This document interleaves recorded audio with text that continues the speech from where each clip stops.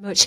Good afternoon, Daniel. There's really only one place to start, which is the latest on the transfer window. Can you give us an update on any possible incomings or outgoings before the window shuts tomorrow? No, because I just speak about players who are under contract for us, and for that I always respect also once as long as players are under contract with other clubs. So, and for that I never speak about players from other clubs. So we have confirmed during this week two important signings for us with Laji Ramazani and also with Mano Solomon. We can definitely speak about them. We've also made clear on which position we want to strengthen the squad, and obviously there's not much time left, so I hope and expect also that there will be also some business in the next couple of days. But as long as not everything is signed, though, I won't speak about any rumors or any names or anything, because I would just speak about players once they have signed and everything is really done. At the risk of pushing you on that, we've got fans tracking flights for Ayo Tanaka, for example, fully expecting him to arrive. Would it be reasonable to assume that that is a piece of business that's likely to get done? I spoke about quite extensively that we definitely need midfield player, midfield edition, and also fullback edition. Also stay awake in the more offensive positions. So these are definitely the areas. But in this business, everything is just really done when everything is confirmed and medicals are done and everything is signed. Because also about contracts and other clubs are involved, and for that I never speak about a player once as long as he's not under my contract, under our contract. How confident can you be that nobody will be leaving the club before tomorrow night? Well, in this business, you never know, but I also made the point clear. We are not tempted at all to give any of our quality players away. So our numbers are, we have a pretty small group at the moment, and we are not big in numbers, and for that we are more looking forward to strengthen the squad and not to weaken it. So for that, at the moment, as it stands, I don't expect someone to go out. Overall, how difficult has this transfer window been? Have you had to be quite open-minded about how things have panned out? A few surprises? I would say not as difficult as last season, but a bit more difficult than expect, to be honest, because also some key figures of our team and our successful team also in the last season who won 90 points are not here anymore. We spoke extensively about this and about the players and about the positions. We're a bit in a process to rebuild. It was perhaps easier because we didn't have that many loan clauses and exit clauses like it was last season. But if you lose many key players, it's still a bit of process of rebuilding. So for that, it was even a bit more difficult than we were hoping it would have been, due to that several exit clauses were also triggered, and obviously no one in this club was really tempted to let Archie or let Kui or let Jorginho Ritter go, and for that, yes, was a bit more fluctuation than we would have wished, but sometimes you have to adapt to the reality, and we are in the process to rebuild. For that, the start overall with 5 points, unbeaten out of the 3 points was 3 games with 2 difficult away games was solid, and we are still in the progress to rebuild. We also need the next 48 hours to strengthen the squad a little bit in order to have the best possible squad. Once this transfer window is really closed, and then it's also not like, okay, the players are in and within 1 or 2 days they deliver straight away and we just press the button and everything works. It will still need a bit work till we are then really fully settled as a group, but we also want to make sure that we have a really strong group and also have a chance to finish again in the top positions in this league, and this is what we're working on the training pitch each and every day during the games, and also definitely behind the scenes in the next 48 hours. The fact that it has ended up being more of a rebuild than just the odd tweak here or there, how long does that take to actually get everybody up to speed and get everybody working as a coherent unit, bearing in mind that the season's already underway? Yeah, hopefully not long. Hopefully it works as quick as possible. This is what you always want to have as a manager, because the quicker it works, the more guarantee you have for consistency in the results, but also with the experience, when you know you have to rebuild after many key players have left. Also with the experience, it's never that you just press a button and it always works. So I know everyone expects like this, but sadly it never works in this way. Also, when we speak about our new players, it's also like a player like Laji Ramazani, for example. Of course, he is right now judged a bit like the replacement for Chris Somerville or for Jorginho Rutter, but he's not. So I don't want to put too much pressure on his small shoulders. It's a young player who has not played one game in English football, at least on senior level. So of course he was involved in the academy, but to be honest, academy life and senior level life is a completely different sport, if I'm really honest. So we have to keep in mind he was the last 3 years, for example, also playing in a really good league, but obviously in a different country with a different football culture. It will last a while till he's really ready also for the physical demands of proper English football, and especially championship football, or also the intensity. We will also give him the time to adapt and to develop, but he was also important for the mid and the long-term future, because he's a player with bags of potential and lots of skills, and also is a great human being. So for that, it was an important signing for us, but it would be unfair to see him right now as a one-on-one replacement for our top players last season. When we think about Jorginho Rutter, it also took him half a year to settle into English football. Or when we think about Chris Somerville, it was not his first season with us when he was shining. So for that, I also want to make sure that we don't put too much pressure on the shoulders of our young guys that we have signed, for example. So obviously Mano Solomon is slightly different, because he's also proven on this level. He has proven even his worth in Champions League games. For Fulham, he was excellent on Premier League level. Sadly, a difficult year in terms of injuries, and we give him also the time to reach his. Bamford will definitely miss also this game, so he is just available on the other side of the international break. And sadly, we are without Daniel James. There's a hamstring problem. Minor injury, but he also won't travel to the Welsh squad, so he can't be involved. I also hope to have him back then for the Burnley game, but he will definitely miss out this game and also miss out the international game. So for that, we have also in the offensive positions a few question marks, and for that it's good that we had a full training week with Mano and with Laji.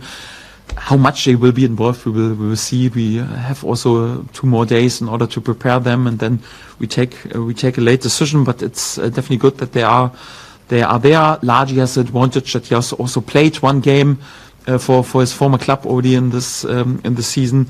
Mano was involved, I think, in 4 friendlies with Tottenham, which is also quite beneficial. So they are, in terms of fitness, I would say, not too far away, but again, I don't expect that they cut right now straight away in their first appearance of the league into pieces.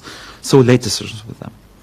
Last one from me then, with regards to the game at Hull City. How difficult is it actually to prepare for what ultimately is an important Yorkshire derby while there's all of the transfer melee going on in the background? You've got decisions to make on players, seeing who fits the formation best. How tricky is it to prepare for that when you've got everything else to consider as well?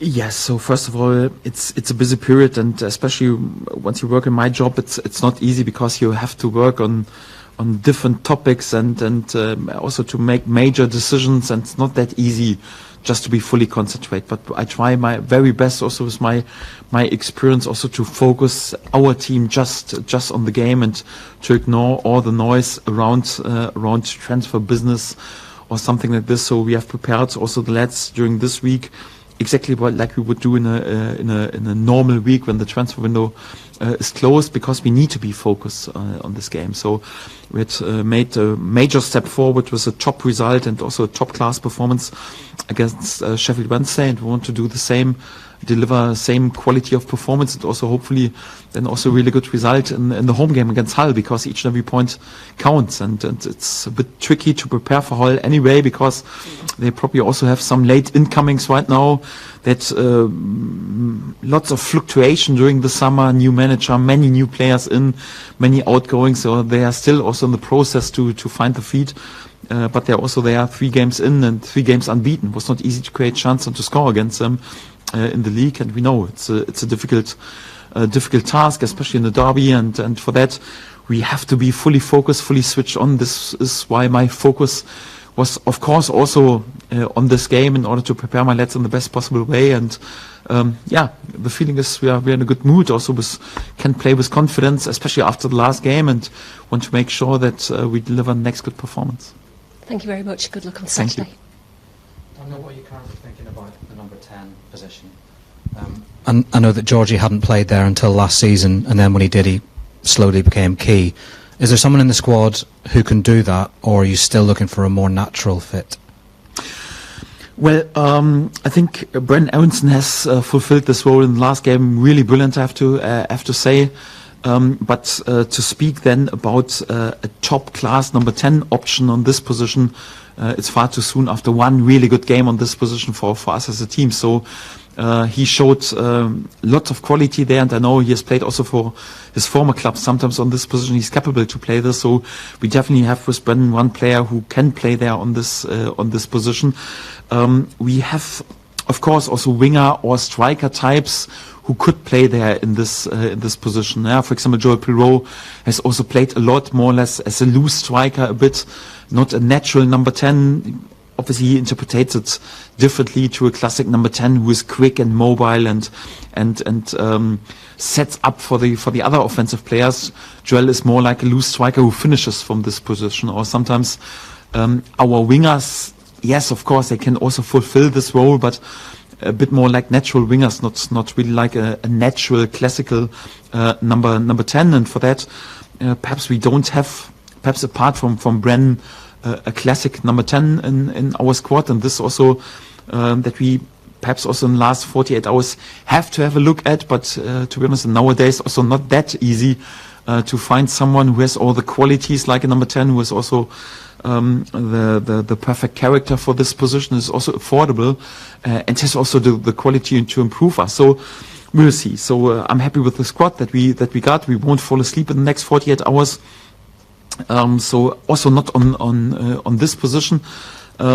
Yes, but we'll see what the outcome is, and if we don't find a proper Paul Gascoigne on this position, then we find also some solutions with our current squad. I'm not too concerned about it. In terms of numbers then, say in a hypothetical world where you get Tanaka, you maybe get a fullback and potentially one other, is that enough for the championship season, do you think? And do you have enough experience and height for what you need? Oh, there are several questions. So first of all, question one is difficult to answer because you also need a bit of luck in terms of injuries. I'm not a big believer in too big groups, because if you have 36 players around, it's also not good for the spirit and togetherness, and then you have too many players who are not needed and are not great for the whole team atmosphere. So it's always better when everyone is needed. But of course, when you have an injury crisis and something like this, and also bad luck with contact injuries and something unexpected happens. We had also the Corona years where several players missed out even just with being ill. Then of course it could be sometimes also tricky. But I think it's also not healthy for the group to have just on one position 4 or 5 different competitors, because just one can play. And also we also have to make smart decisions also in financial terms, and can't spend money without it makes sense. So for that, I'm more or less a believer in small groups, but this group, how it is at the moment, is definitely too small. So for that, the 2 signings with Largi and with Mano were already crucial and important. We definitely need a few more. And I think if we manage to do this, I think then we are in a good place. Of course, when there are 4 fullbacks at the same time injured, then it's sometimes a bit tricky.